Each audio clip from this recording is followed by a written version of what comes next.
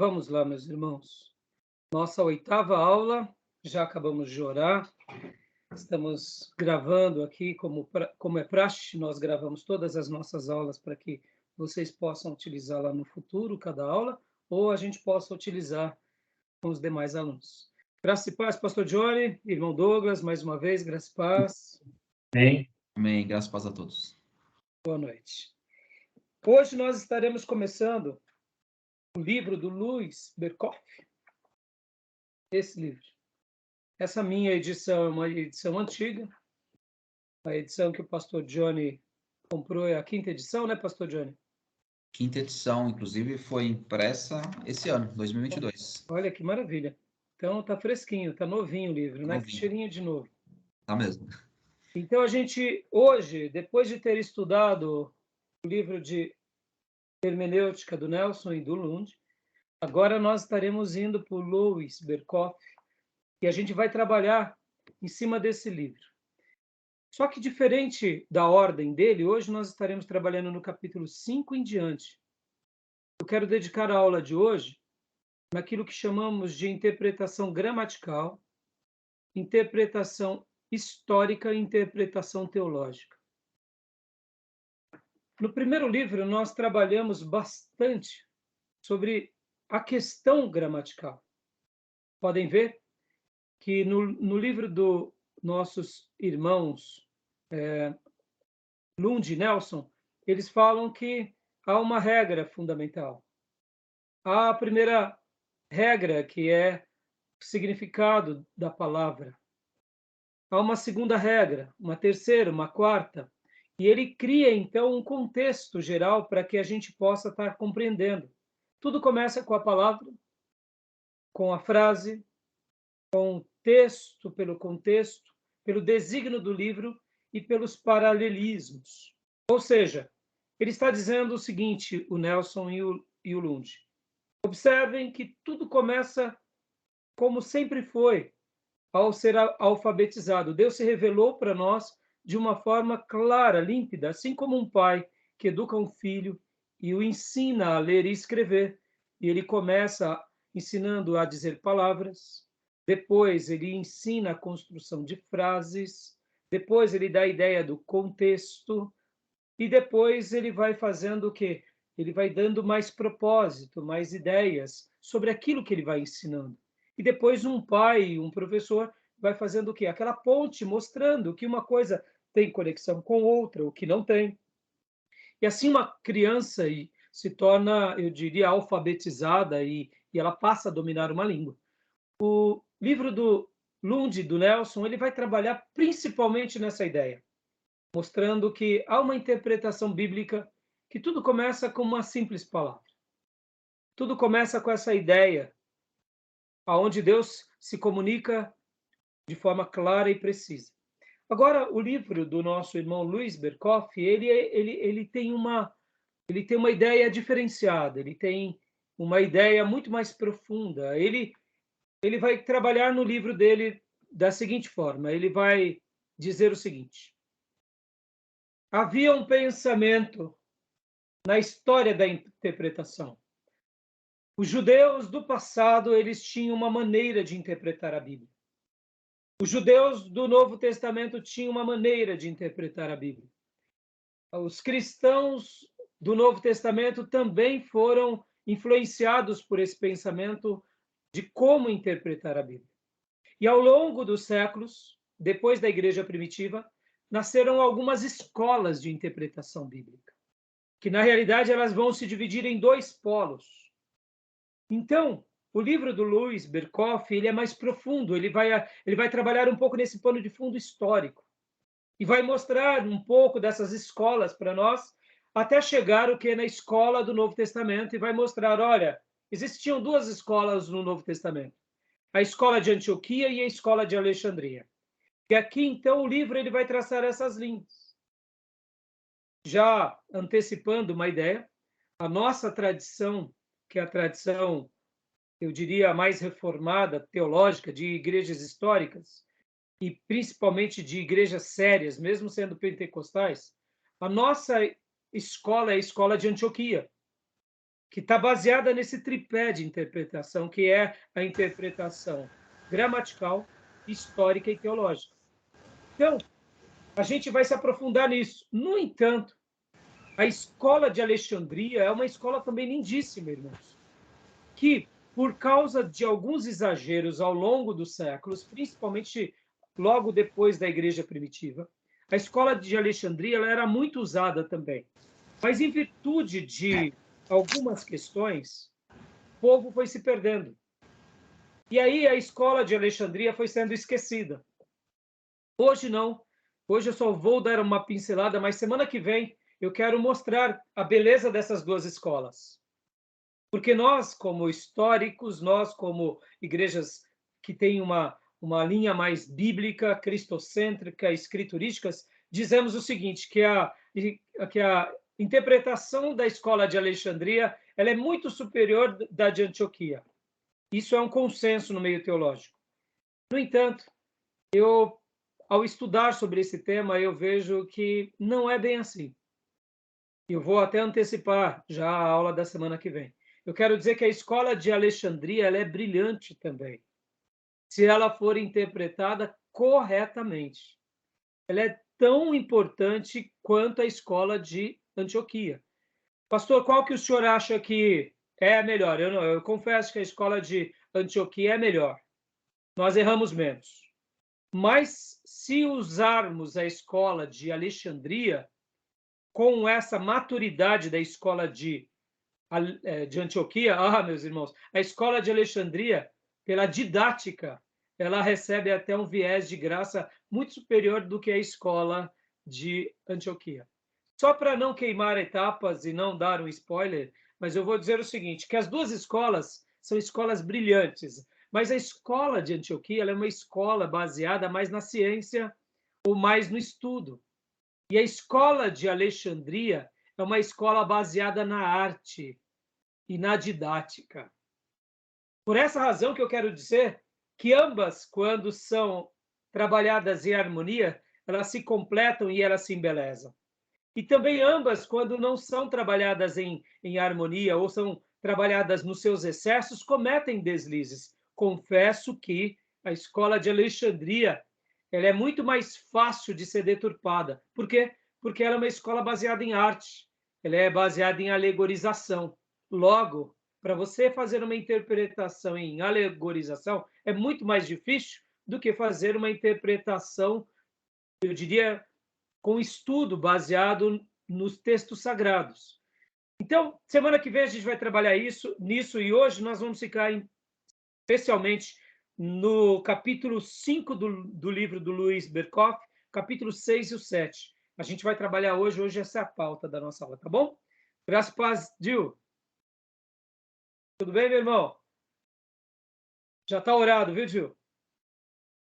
Graças a paz, desculpa o atraso. Foi nada. Vamos lá. Eu quero ler um texto bíblico com vocês que está... Já que você chegou atrasado, então vai ler um texto bíblico, Gil. Deuteronômio 28. Isso aí não é castigo, isso é bênção, né, meu? É bênção. Do 1 e do 2. Versículo 1 e 2. E depois o versículo de número 15. O senhor pode repetir o livro? Deuteronômio 28, versículo 1 e 2. Pode ler, pastor? Pode ler, meu irmão. Se atentamente ouvires a voz do Senhor teu Deus, tendo cuidado de guardar todos os seus mandamentos que hoje te ordeno, o Senhor teu Deus te exaltará sobre todas as nações da terra. Se ouvirdes a voz do Senhor teu Deus, virão sobre ti e te alcançarão todas as bênçãos. Glória a Deus. Ao ouvir a voz, que é igual a entender os mandamentos e praticá-lo, as bênçãos correm atrás de nós. Amém, irmãos? Versículo agora de número 15. Pode ler, Dil. Versículo 15. Será, porém, que se não deres ouvidos à voz do Senhor teu Deus, não cuidando em cumprir todos os seus mandamentos e os seus estatutos, que hoje te ordeno, Então virão todas essas maldições sobre ti, e te alcançarão. Ou seja, quem não obedece, quem não guarda a palavra, quem não segue os mandamentos de todo o coração, infelizmente vai viver debaixo de uma maldição. Tudo bem? Amém. É claro, as Escrituras. Podem ver que hoje, ao falarmos sobre as interpretações gramatical, teológica e histórica, ou histórica e teológica, um texto como esse a gente só consegue compreender baseado em uma leitura bíblica muito precisa. É claro que aqui Deus estava falando das bênçãos lá para Moisés e para o povo no deserto, mas teologicamente essas bênçãos também se aplicam a nós hoje, assim como as maldições. É óbvio que o contexto e a ideia e o momento histórico era um outro momento, mas a essência é a mesma. E a gente só consegue fazer uma leitura de um texto como esse porque, de fato, acreditamos o quê? Que a Bíblia é a palavra de Deus. Se não acreditássemos, a gente poderia dizer que se eu fizer a campanha tal, se eu guardar a chavinha da promessa tal, se eu tomar banho com sabonete tal, e aí seria abençoado. Mas a Bíblia não diz isso. A Bíblia é muito simples e muito clara no que ela nos deixa. Por quê? Porque Deus se revelou para nós por meio de uma teologia, num momento histórico, com uma gramática correta. E quando cremos nas promessas de Deus, Deus cumpre a palavra dele na nossa vida. E se você está aqui aprendendo da palavra de Deus, é porque Deus já te abençoou. Até porque somente consegue entender a palavra de Deus se Deus assim nos ajudar. Se você tem crescido diante de Deus, já é um sinônimo de que Deus é com o irmão. Isso é maravilhoso para a glória do Senhor. Tá bom, meus irmãos? Deixa essa breve reflexão. Tá bom? Querem fazer algum comentário do texto lido? Querem comentar alguma coisa? Não? Eu aprendi com o pastor Orfeu, que foi meu pastor que me batizou, um pastor que eu vou sempre tê-lo em grande estima no meu coração. Foi um pai espiritual para mim, um mentor, foi uma pessoa, uma das mais importantes da minha vida. O pastor Orfeu dizia que as bênçãos correm atrás do crente. O crente não precisa correr atrás da bênção. E é a mais verdade, irmãos. Todas essas bênçãos te alcançarão. É a bênção que vem atrás da gente. A gente não precisa correr atrás do profeta, a gente não precisa correr atrás do poder, a gente não precisa correr atrás da bênção. Pelo contrário, a bênção corre atrás do obediente. Isso eu jamais vou esquecer. Assim como a bênção também, ela se emancipa do desobediente. Desobedeceu, pode ter um caminhão de oração, a bênção não vai te atingir. Por quê? Porque a bênção repousa e corre atrás do obediente. Amém? Como eu já disse aqui, eu aprendi com um missionário que ele dizia assim que o abecedário do crente não é ABCD, é obedecer.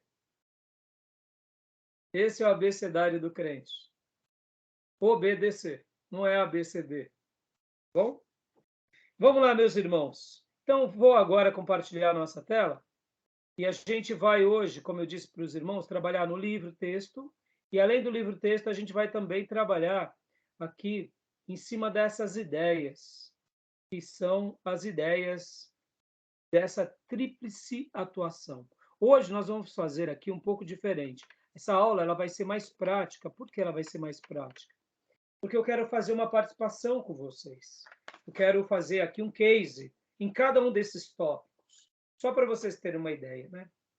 Quando a gente fala sobre a interpretação gramatical, quando a gente pensa assim que Deus se revelou para nós na gramática, num vocábulo, o que que nisso está implícito? O que que isso representa? Que ao Deus se revelar para nós, ele fez questão de deixar a sua revelação num texto, num contexto, numa história, num pergaminho. Usou um profeta e disse para esse profeta, escreva. E disse para esse povo, conserve esse texto. Então, quando a gente pensa sobre isso, que Deus, ele no passado, ele se revelava para o homem. No caso, para Abraão, ele se revelou de forma oral. Deus falou com Abraão. E a voz de Deus foi guardada no coração de Abraão. Antes disso, Deus tinha falado com Enoque. Deus tinha falado com Noé. E aí Deus escolhe um homem e Deus começa então a se comunicar com esse homem. E tudo aquilo que Deus tinha falado com Noé, com Enoque, com os antepassados de Abraão, e o que Deus tinha falado com Abraão, Abraão passa para Isaac. E tudo aquilo que Deus tinha falado com os antepassados de Isaac e com Isaac, agora Isaac passa para Jacó. E tudo aquilo que Deus tinha falado com os antepassados de Jacó e com Jacó, agora Jacó passa para os seus 12 filhos.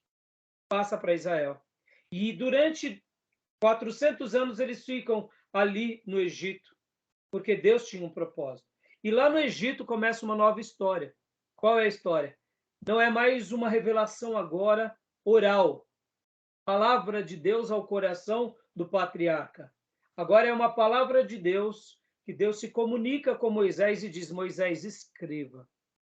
E ali começa então a revelação escrita, que vai até final do Velho Testamento, depois começa com o Novo Testamento, com a vida dos apóstolos e discípulos, e essa revelação é encerrada em Apocalipse. E Deus fecha então a sua revelação. E ele nos deixa então uma revelação. E por essa razão, quando a gente fala que a nossa hermenêutica, ou seja, a nossa interpretação, ela é gramatical, é porque Deus se comunica com o seu povo por meio de uma gramática, por meio de um dialeto, por meio de um texto. Isso é profundo, meus irmãos. Então, hoje, quando a gente for estudar isso daqui, a gente vai fazer várias... Essa aula hoje vai ser muito dinâmica. Por quê? Porque é importante que vocês entendam que a nossa interpretação bíblica, ela não é espirituosa. Como assim, pastor? Eu poderia dizer que a gente vai interpretar a Bíblia se a gente ficar orando 40 dias de oração e de jejum, e aí Deus vai nos dar um entendimento de algo sagrado.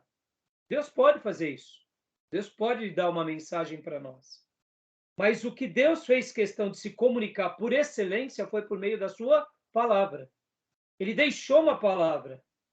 E ele mesmo disse que essa palavra ela seria santa, ela seria eterna, ela seria perfeita, passaria o céu e a terra, mas a palavra de Deus não passaria. A palavra de Deus seria tão elevada que Deus chega a dizer que nós não podemos alterar nem um i, nem um tio, porque se assim o fizermos, nós seremos punidos. E se ensinarmos alguma coisa a alguém pela qual Deus não tenha deixado na sua palavra, nós seríamos castigados por isso.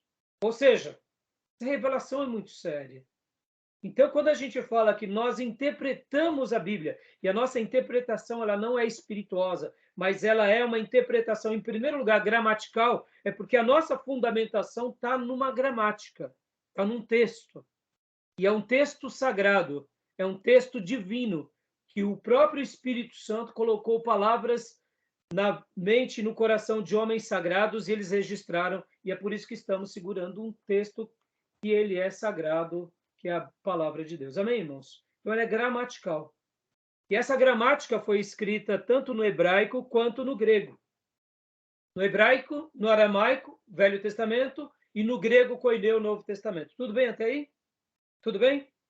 Mas para a gente entender essa interpretação, a gente precisa do quê? De compreender a gramática bíblica e a nossa gramática, para fazer essa ponte. É claro que aqui nós não estaremos mergulhando nos textos originais, mas nós estaremos fazendo aqui uma lição de casa, aprendendo essa interpretação gramatical, tá bom? Então, como eu disse para vocês há pouco, o livro do Nelson e do Lund, em outras palavras, eles estavam dizendo o seguinte, em todas as páginas desse livro, olha, se atenham para a maneira em que Deus se comunicou, por meio das palavras, por meio das frases, por meio do contexto, por meio do desígnio e propósito do livro e por meio de toda a ideia que o texto vai trabalhar entre eles, nos seus paralelismos, porque a Bíblia ela interpreta a ela própria, a Bíblia pela Bíblia, a Bíblia é a sua maior intérprete. Tudo bem? Tranquilo? Alguma dúvida até aí? Ok, pastor. Começou um barulho aqui muito alto, estão escutando barulho? Está atrapalhando vocês? Não? Jóia. Estamos Então ouvindo, vamos não. lá. Continuando aqui o nosso estudo, continuando aqui. Então, eu vou apresentar para vocês os slides, depois nós vamos para o livro texto, tá bom? Deixa eu pegar aqui o slide com vocês.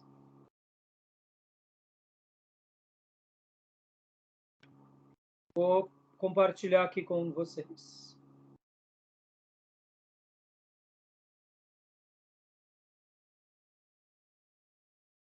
Todos estão vendo? Eu vejo. Sim. Joia. Então, leia para nós, pastor Johnny, interpretação.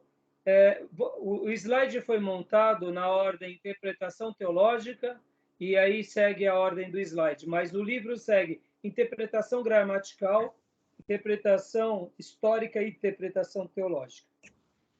Então, deixa eu seguir aqui o livro. Vamos seguir o livro, para facilitar a compreensão de vocês.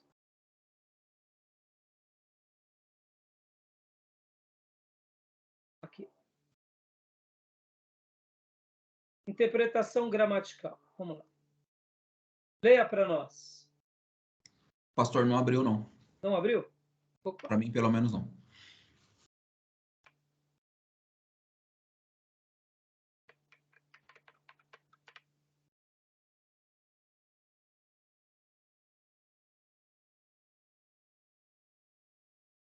Vamos lá. Interpretação gramatical.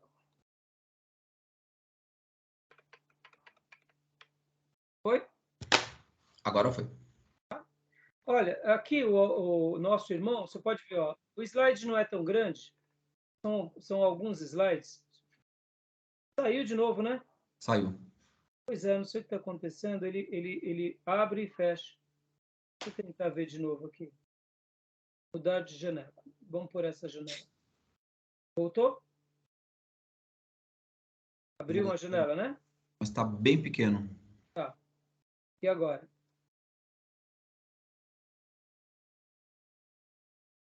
Isso. Abriu agora? Abriu, mas eu não sei o que aconteceu, mas está bem turvo aqui para mim. Eu não consigo. Melhorou? Não, para mim, pelo. Não. Então, deixa eu tirar de novo e vou colocar novamente. Parar. Ó, aí tá legal. Então, ele está dando umas falhadas. Vamos fazer assim, eu vou começar do slide do início, porque eu não sei o que está acontecendo. Então, para eu não ficar correndo risco de vocês não lerem, vamos seguir esse roteiro do slide mesmo. Não tem problema.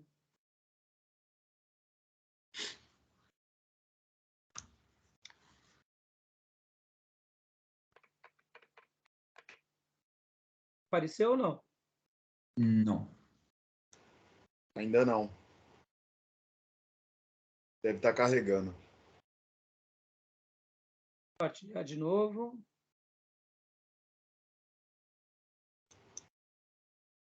E agora? Carregou. Agora foi, né? Agora sim. Ótimo. Então, lê para nós, pastor Johnny, interpretação teológica. Vamos seguir essa ordem, depois a gente vai trabalhar no livro texto. Interpretação teológica. O que é? A Bíblia deve ser lida teologicamente, o que a distingue de outros livros. Considerações importantes. A. A Bíblia é um todo orgânico. Sua unidade doutrinária, ela é temática. O Novo Testamento interpreta o Antigo Testamento. Isso é a parte A. A parte B. Considerar o sentido místico da Escritura. Exemplo, messianismo, escatologia, igreja. E a parte C, descobrir as implicações dessa passagem para os leitores originais. Ótimo. Então, você vê que ela é um todo. Tem um tema, tem um propósito, ela tem um sentido que abraça tanto o Velho Testamento quanto o Novo. abraça o período antes da lei, a graça e os finais dos tempos, ou seja, ela tem um envolvimento maior do que a gente possa até expressar, porque ela mesmo revela esse sentido místico, no sentido de espirituoso, que envolve, que abarca, que engloba toda essa revelação. Então, a gente precisa descobrir essas implicações de todos esses textos. Os leitores originais, ou seja, aqueles que receberam aquela informação em primeiro lugar, assim como eles tinham uma mensagem recebida, a gente também tem. É óbvio que Deus se comunicou com eles em primeiro lugar, mas essa revelação não era apenas para eles, era para todos os servos de Deus em todas as gerações. Tudo bem até aí? Tudo. Então, a interpretação teológica tem a ver com isso. A interpretação teológica tem essa característica. Continuando. Pode ler, pastor Johnny. Vamos lá. A pergunta fundamental feita na análise teológica é: como essa passagem se enquadra no padrão total da revelação de Deus? Aí, isso que é interessante. Como essa passagem ela tem a ver com toda a revelação de Deus. A revelação desde o início, com Adão e Eva, com a geração pré-diluviana, com Noé, com a geração dos patriarcas e com a revelação de Moisés até o Novo Testamento. O que essa passagem tem para nos ensinar? O que ela tem a ver no seu contexto geral? Porque toda a revelação de Deus ela não é uma revelação específica para um grupo e não tem nada a nos ensinar para nós. Podem ver que há um texto muito interessante. Abram suas Bíblias comigo em Coríntios. Gosto muito dessa passagem, porque lá em Coríntios, quando o apóstolo Paulo fala sobre a história do povo de Israel, 1 Coríntios 10, ele mostra algo muito interessante. 1 Coríntios 10. Podem ver que Paulo está falando para uma igreja, mas ele usa agora o deserto, aquele período de 40 anos do deserto, como um pano de fundo para a mensagem daquela igreja. E olha só o que ele diz. 1 Coríntios 10, do versículo 1 em diante. Pode ler para nós, Douglas, por gentileza? Amém. Portanto, meus irmãos, não quero que ignoreis que nossos antepassados estiveram todos debaixo da nuvem, e todos passaram pelo mar. Em Moisés, todos eles foram batizados na nuvem e no mar. Todos comeram do mesmo alimento espiritual, e todos beberam da mesma bebida espiritual, porque tinham a sede saciada pela rocha espiritual que os acompanhava, e essa rocha era Cristo. Entretanto, Deus não se agradou da maioria deles, e por isso seus corpos ficaram espalhados pelo chão do deserto. Esses fatos ocorreram como exemplo para nós, a fim de que nós não cobicemos o que é ruim, como eles fizeram. Tá bom até aí. Leia novamente o início do versículo 6. Olha só, ele está falando do Velho Testamento. Ele pega uma história que aconteceu na revelação do povo de Deus no deserto, e agora ele faz um link. Ele faz o quê? Ele tenta mostrar como essa passagem se enquadra nesse contexto dessa igreja e de todas as igrejas. Lê para nós, por favor. Esses fatos ocorreram como exemplo para nós, a fim de que não cobicemos o que é ruim, como eles fizeram. Ou seja, ele está dizendo, olha, isso daqui é um exemplo. A gente não pode se esquecer disso. Aí eu pergunto para vocês, nós estamos no deserto? Não, porque nós estamos numa casa. Mas todo cristão e todo filho de Deus passa por um deserto? Passa. Logo, não estamos literalmente, mas estamos espiritualmente. Ou seja, na interpretação teológica, como essa passagem se enquadra no padrão total da revelação de Deus. Ou seja, como Deus se revelou lá no Velho Testamento, qual é a lição que ele quer me dar aqui como igreja do Novo Testamento, no caso, Paulo falando aqui para a igreja de Corinto. Estas coisas ocorreram como exemplo para que nós, ou seja, tem um propósito, tem um significado. E aí Paulo, então, transmite a mensagem, mostrando do versículo 6 e 7 até o versículo de número 10, 5 pecados que aquela geração praticou. E o versículo 7, 6 começa falando, não cobicemos. O 7 fala, não sejamos idólatras. O 8 é, não pratiquemos imoralidade sexual. O 9 é, não devemos pôr o Senhor à prova. E o versículo 10 é, não se queixem ou não murmurem, como muitos deles fizeram, e por isso foram mortos pelo anjo destruidor. Paulo está dizendo o seguinte, olha, aquela geração pereceu no deserto por causa de 5 pecados. Igreja de Corinto, vocês estão perecendo também por causa dos mesmos pecados. Se vocês pecarem, como eles pecaram, ambos morrerão. Uns morrerão dentro da igreja, outros morrerão no deserto. Olha que interessante. Ou seja, como essa passagem ela se enquadra. Como ela se enquadra naquele contexto da revelação e como ela se enquadra hoje. Por exemplo, irmãos, você não é um habitante da igreja de Corinto. Concorda? Sim. Nós não estamos. A nossa igreja não está lá. A Igreja Evangélica de Corinto. Nós não moramos na cidade de Corinto. Nós não habitamos nessa cidade. Ela já não existe mais. Hoje essa cidade já recebeu um outro nome. Mas nós podemos estar participando da vida desses corintianos. Ou seja, os corintianos aqui, é só problema, irmão.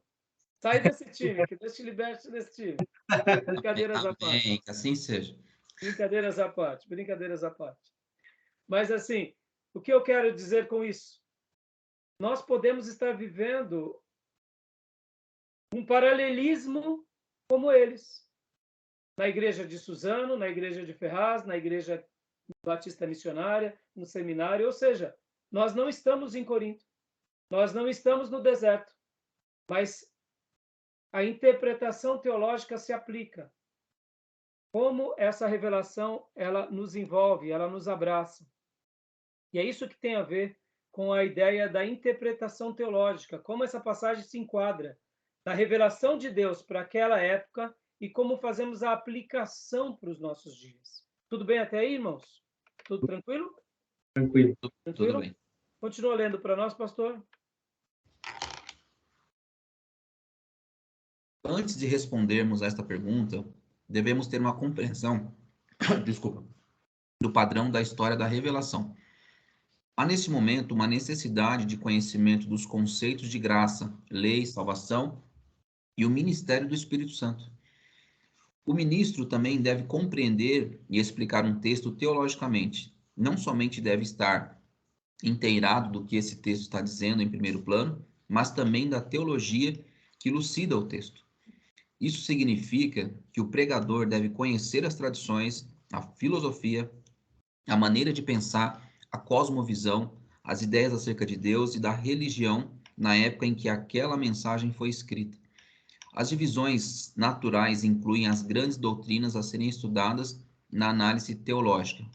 1. A doutrina da criação. 2. A doutrina de Deus. 3. A doutrina do homem e do pecado. E 4. A doutrina da salvação. Ou seja, irmãos, o que o nosso irmão que montou esse slide estava dizendo? Não tem como fazermos uma leitura e uma interpretação teológica se nós formos raso no que nos ensinos acerca das doutrinas principais da Bíblia. Se nós formos raso, como que nós falaremos com propriedade da criação de Deus?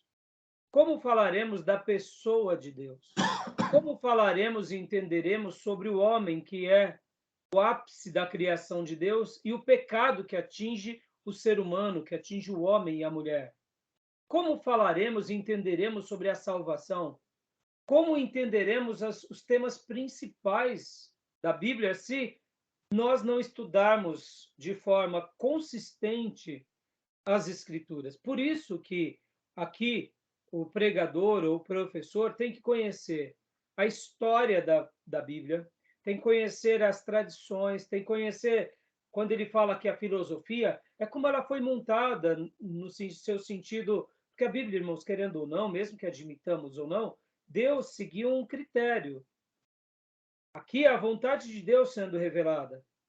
A maneira em que Deus foi se revelando foi de forma paulatina, foi tempo após tempo, época após época, momento após momento, e Deus, a cada período, ia dando uma nova compreensão. Podem ver que, quando Jesus nasce, o anjo Gabriel fala para Maria que o nome dele seria Jesus. Até então, só se saberia que um ungido nasceria sobre a terra, que era da tribo de Davi, que seria o maior salvador, ou melhor, o grande salvador de todos, o grande governador, o maior governador de todos, que governaria sobre tudo, que reinaria sobre tudo, o rei dos reis e o senhor dos senhores, mas nós não tínhamos um nome, nós tínhamos uma ideia, nós tínhamos algumas características, que ele seria um servo sofredor, que por meio das suas pisaduras seríamos sarados, que Deus habitaria entre nós, e por essa razão um dos nomes dele seria Emanuel, que significa Deus conosco, Deus entre nós. No entanto, nós não tínhamos um nome, nós não sabíamos de fato quem seria a mãe e o pai. Então, toda essa revelação foi paulatina, foi vagarosa, mas ela acontece no tempo de Deus. E Deus, então, se revela, Deus se prova, e, ao mesmo tempo, ele conclui essa revelação. Então, quando nós vamos fazer uma interpretação teológica, se nós não temos essa clareza de que o Espírito de Deus trabalhou na história, trabalhou nos homens, deu-nos a graça, deu-nos a lei, e o Espírito Santo foi construindo tudo isso, a gente fica muito raso, a gente vai para os nossos achismos, para as nossas leituras, para as nossas crendices. Tudo bem até aí? Tudo bem? Querem fazer alguma pergunta? Tudo bem. Tranquilo? Então, a leitura teológica ela tem tudo a ver com isso. Quer ver um outro exemplo, irmão? Só para vocês terem uma noção. Olha só que interessante. O que significa a palavra pecado? Palavra pecado. Teologicamente. Errar o alvo. E quando a gente vai fazer uma tradução da palavra pecado etimologicamente? Palavra pecado na sua tradução. Por exemplo, quando eu falo o que significa a palavra batismo, etimologicamente. Ou seja, a construção gramatical da palavra batismo. Quando eu falo manga, manga de blusa, manga de camisa, manga de jaqueta, etimologicamente, construção gramatical. O que significa manga? No português, pode ser manga de camisa, de blusa, e pode ser manga de comer. Fruta. Percebam que na nossa construção da nossa língua, na gramática, uma mesma palavra pode ter dois significados. Certo? Isso é a etimologia. A palavra por si. Então, a palavra, por exemplo, batismo. O que significa a palavra batismo? Não o ato. O que significa a palavra batismo? Imersão. Imersão. Exatamente. E teologicamente, o que significa o batismo? Morte. Teologicamente, a ideia por trás dessa imersão. Porque uma coisa é você imergir e emergir, e outra coisa é o significado espiritual daquela palavra.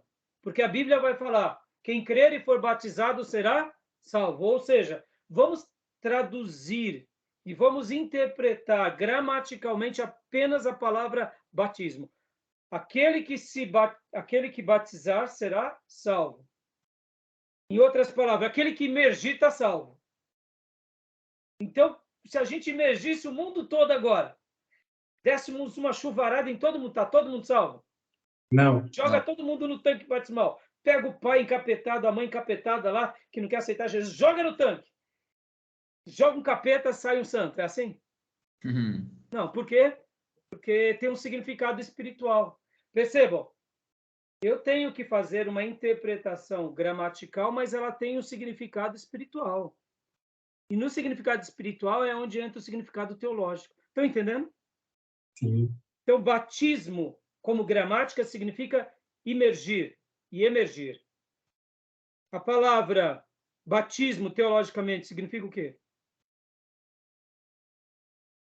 Morte para o Morte mundo, pro pecado. Cristo. Exatamente. Morte para o pecado. Simples assim. Paulo fala o quê? Que quando nós batizamos, quando alguém é batizado, ele é morto com Cristo na cruz. Ele é morto para a vida e ele ressuscita com Jesus. Jesus. Ou seja, ele é morto e ele é ressurreto num novo significado de vida. Então, essa interpretação ela é teológica. A outra interpretação da palavra ela é etimológica, ela é gramatical. Olha como elas trabalham em harmonia. É por causa da palavra que vem o sentido da teologia. A palavra pecado significa o quê?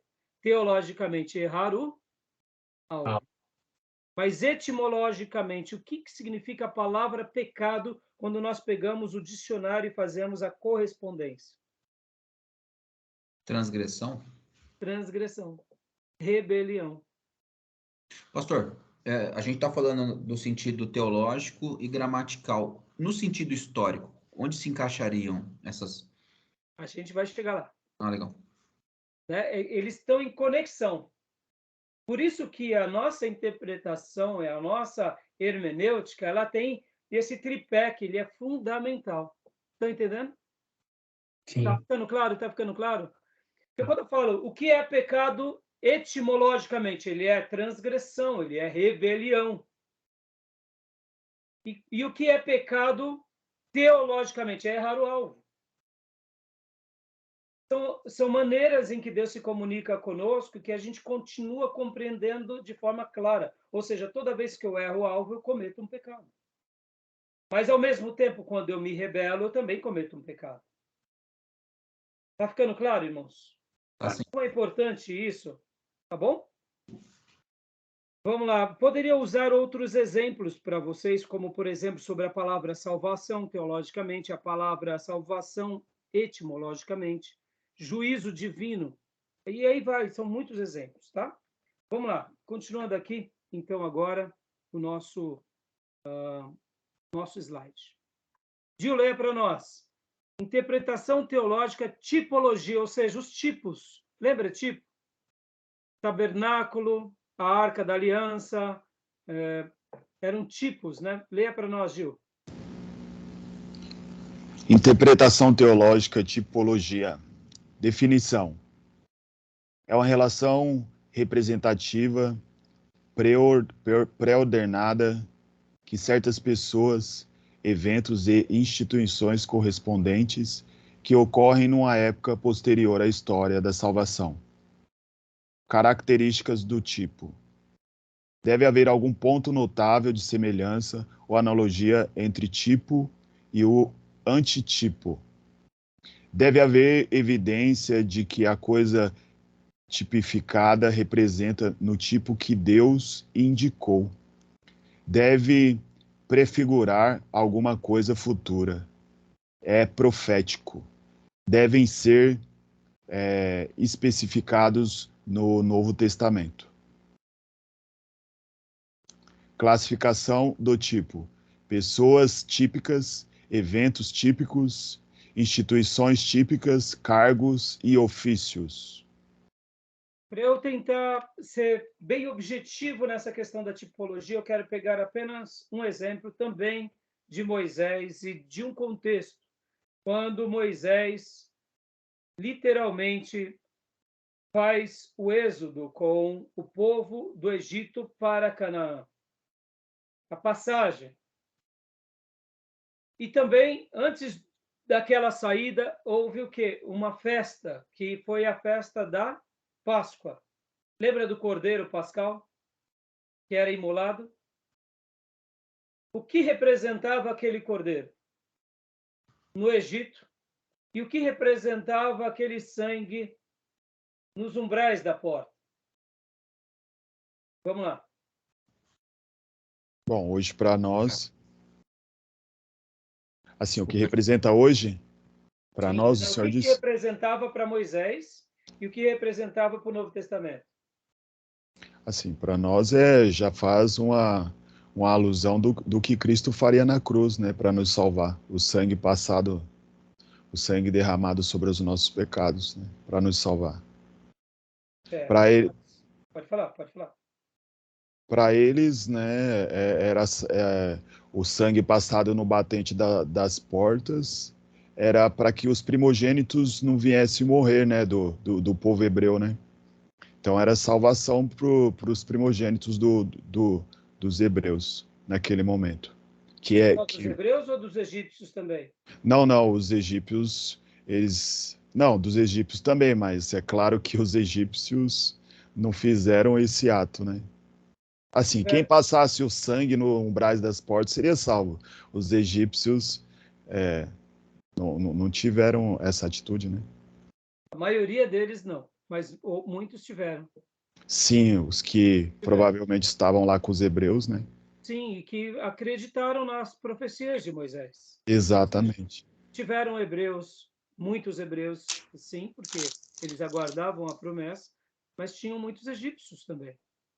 Então, o que acontece? Aquilo foi um fato na história, já te respondendo a tua pergunta, pastor Johnny. Foi um fato na história, mas aquilo era um tipo de Cristo que viria? Era um tipo. Assim como havia necessidade de ser morto um cordeiro para ser espargido o sangue dele nos umbrais da casa para protegerem aqueles que iriam sair do Egito, assim um dia Deus enviaria o cordeiro para morrer também para que nós saíssemos do grande Egito. E o sangue do cordeiro precisaria ser passado nos umbrais da casa para que o anjo da morte não entrasse. Assim acontece com o cristão. Nós estamos debaixo do sangue de Cristo. Ou seja, é um tipo, o cordeiro era um tipo de Cristo. O sangue do cordeiro é um tipo do sangue de Cristo. O anjo da morte é um tipo de Satanás, ou um tipo dos anjos que ceifam, porque mesmo que você pense que não, irmãos, até o anjo da morte trabalha sob o comando de Deus. Guarde isso. O diabo, na realidade, ele tem uma função, inclusive, no projeto eterno de Deus. Deus manda e o diabo obedece. É simples assim. Então, aqui também há uma tipologia no significado. Há uma tipologia na passagem. Pode ver que os hebreus, eles passam, eles saem do Egito e vão para Canaã. Pode ver que nós estamos saindo do Egito e indo para Canaã celestial. Ou seja, é uma tipologia. Então, teologicamente, existem muitos tipos. Poderemos usar o outro tipo também, que é quando Deus se revela no deserto para Moisés e ali cria as ofertas, cria os sacrifícios. São muitos sacrifícios que também lembram a obra de Cristo. Ou seja, todo o projeto do sacrifício era um tipo de que um dia o cordeiro viria para morrer no nosso lugar. A grande diferença é que aquele tipo era imperfeito e o que viria seria perfeito, mas não deixavam de ser tipos. Tudo bem até aí? Tudo bem, irmãos? Então, olha só, Deus se revela na história. Então, por isso, pastor Johnny, na sua pergunta, há um contexto histórico. Hoje, por exemplo, nós não precisamos fazer o sacrifício.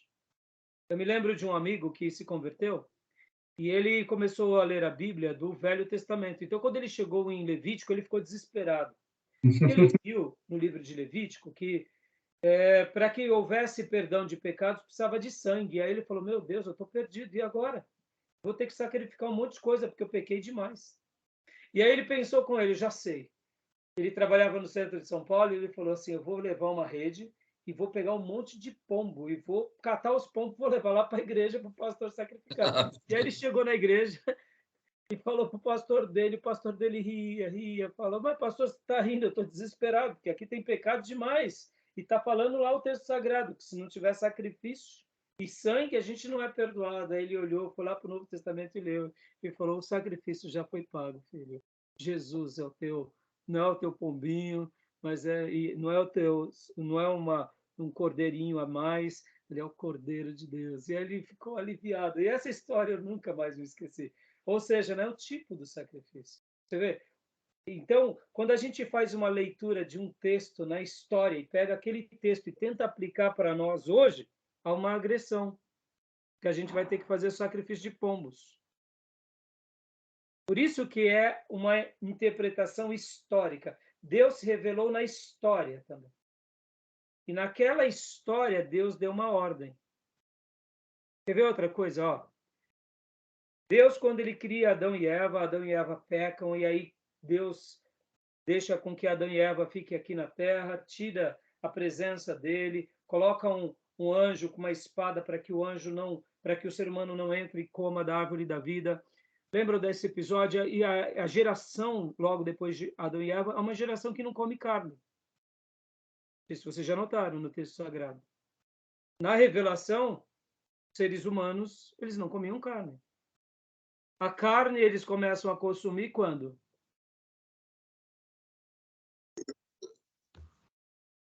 Vocês lembram ou não? Exatamente o local, não. Aliás, quando, né? Eu não. Não? Tentem ver.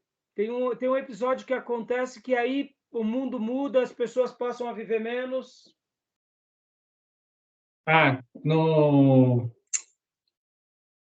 Você fala antes do dilúvio, né? Você fala, né? Exatamente.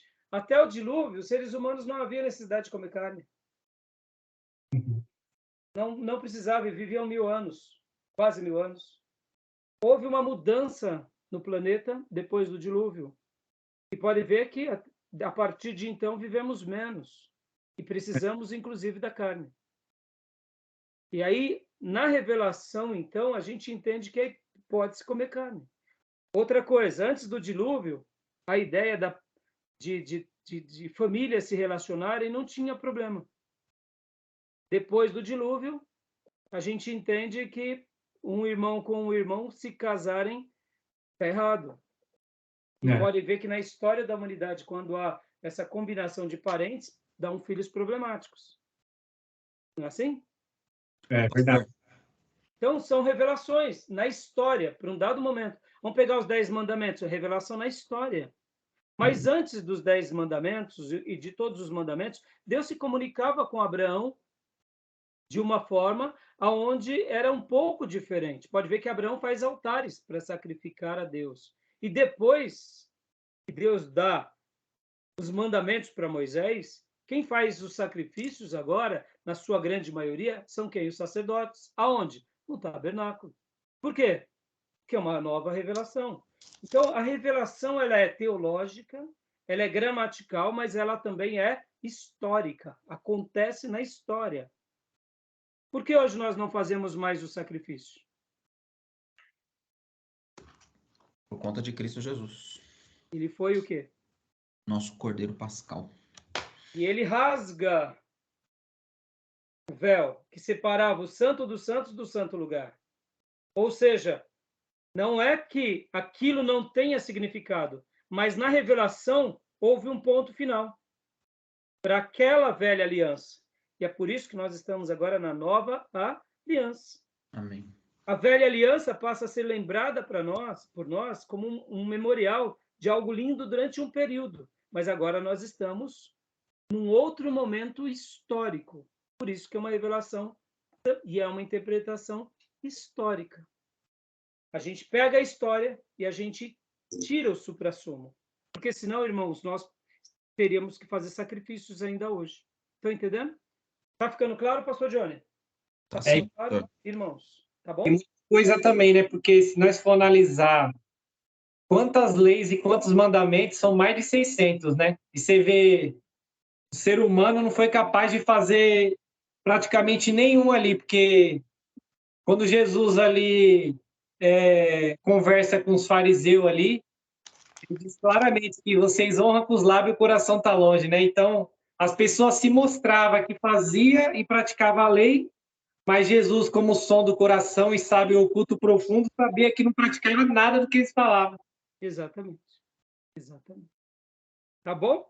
Irmãos, então, tudo bem até aí? Tranquilo? Vamos continuar aqui no slide. Eu vou parar a gravação e vou começar o segundo bloco, tá bom? Tudo bem até aí? Combinado. Um minuto.